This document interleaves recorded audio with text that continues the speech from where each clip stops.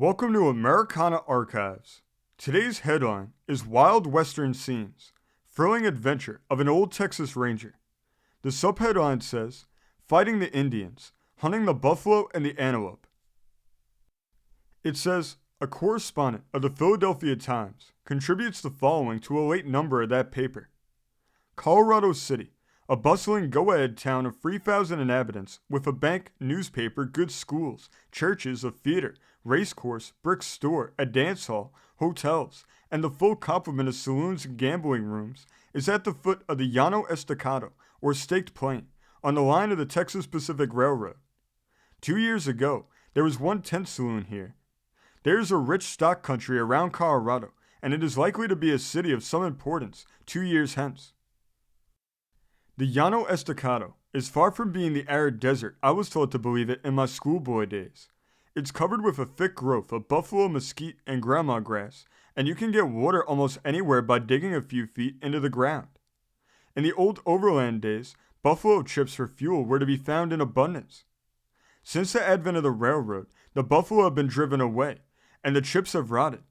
There are plenty of mesquite roots everywhere, however, as large as the trees, and they make a very hot fire. The buffalo were slaughtered here by the thousands, and when the railroad first opened up, the countrymen made fortunes by gathering up the bleaching bones and disposing of them for fertilizing purposes.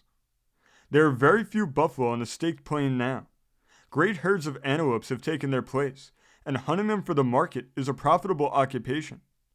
The hunters receive $5 per head for the animals at any of the stations along the road. A good outfit of experienced hunters, 2 men, will kill from 10 to 30 antelope per week. I spent 2 weeks at one of these antelope camps in company with a ranger friend of mine, well known along the frontier by name. Well, he is usually called Mad Milton, which nom de guerre was given him because of a certain recklessness of disposition and impetuousness of temper, which makes him a dangerous man to offend. He is a splendid friend, however, intelligent, cultured, gentlemanly, and leads the wild life of a frontiersman from choice. As we rode across the rolling plain, Mad Milton regaled me with choice bits of frontier lore, in which Indian fights, hunting scouts, and adventures with desperados and outlaws were about equally proportioned. By the way, said my friend, if you are interested in stories of this sort, you can get your surfeit in the next 2 weeks. The head of this hunting outfit is an old frontiersman and Indian fighter. I ranged with him several years. He is a curious character, I assure you. The next day, we reached the camp of the antelope hunters at Ward's Wells, which is a watering place 150 miles west of the Colorado River. We were hospitably received, and Mad Milton introduced me. On the morrow, they intended to start out on a hunt, and we were glad to accompany them. They stalk the antelope on foot, and when one is killed, it's disemboweled and thrown into a light wagon which follows the hunters. When the wagon is loaded, they drive to the nearest point on the railroad and ship the product of their rifles to the northern markets. I had heard about numerous herds of antelope. I saw them on that trip. Bunches numbering from 30 to 3,000 were constantly passing us, and before 3 o'clock the first day, we killed 12 fine antelope. It's exhilarating sport, and I enjoyed it hugely. The passing of trains and the screech of the locomotive only excites the curiosity of these timid animals, and when the cars dart by their feeding ground, they rush forward in a confused group to see what it all means.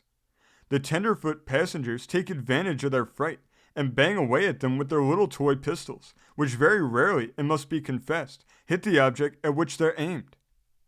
At infrequent intervals, the tenderfoot make an accidental shot and kills an antelope, at which he is exceedingly jubilant, and when he reaches home, the stray shot is the basis for an antelope hunting yarn, of which he is the hero, and kills thousands of the animals, to the great wonder and admiration of those of his friends in the state who had never crossed the plains.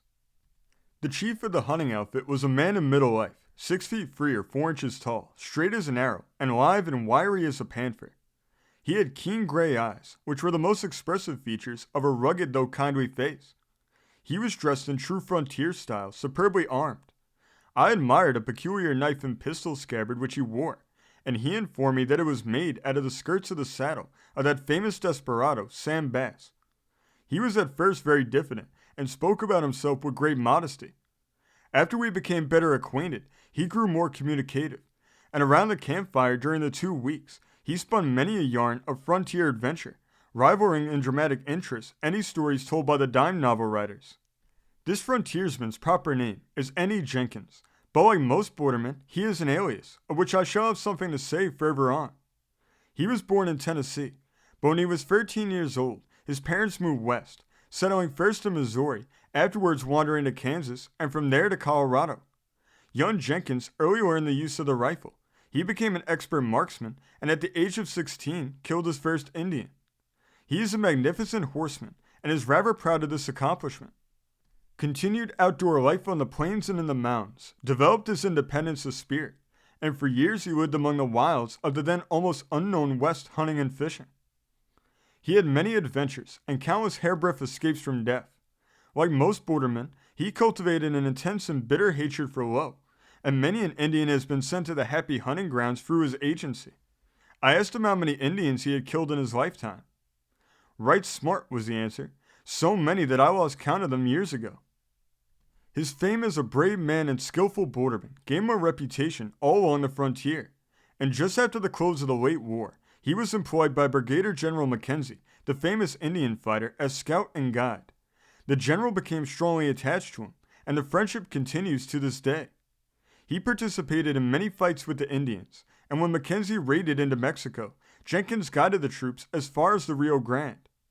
For his services on this occasion, General Mackenzie presented him with a fine horse, which he still rides.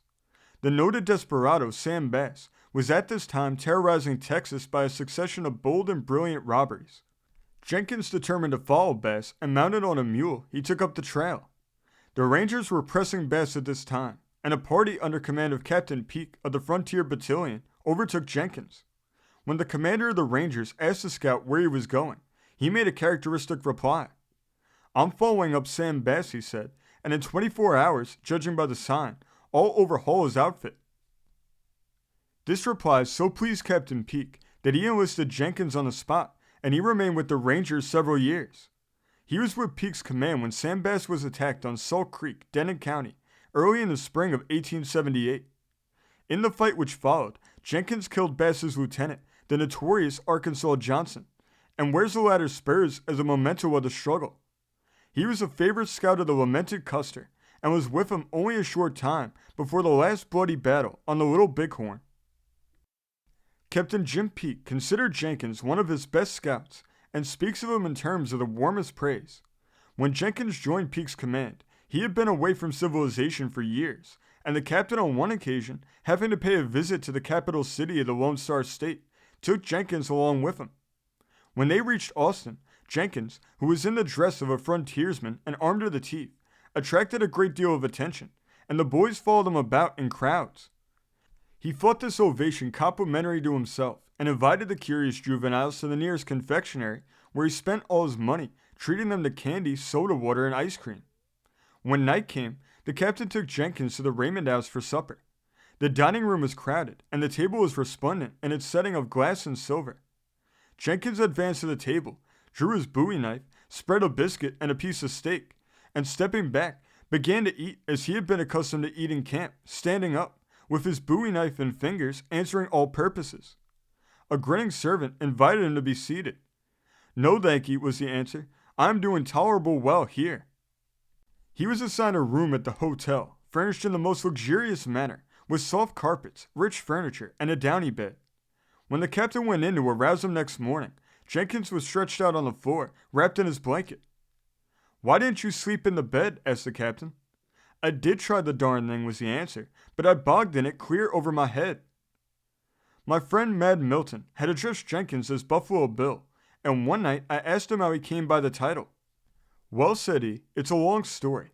It was way back in the 50s, and me and my partner were scouting and buffalo hunting on the headwaters of the Colorado. Indians were tolerable thick in them parts, but we were in camp 3 or 4 days before they pestered us. One evening I started out to kill a deer. I walked up the bank of a little creek for a mile or two, and finally started up a buck. I fired and he dropped dead. Walking up to where he lay, I whipped out my knife to bleed him. Just as I stooped, I saw the feathered head of a Comanche now 20 feet away, and before I could raise my gun, 3 more bobbed up. I dropped one of them and stepped behind a rock for shelter, just as about 20 of them rushed upon me from the rear. I clubbed my gun, but before I could swing it around my head to strike, I was knocked down and knew nothing more until I come to in their camp, which was on a bluff about 3 miles from where I killed the deer.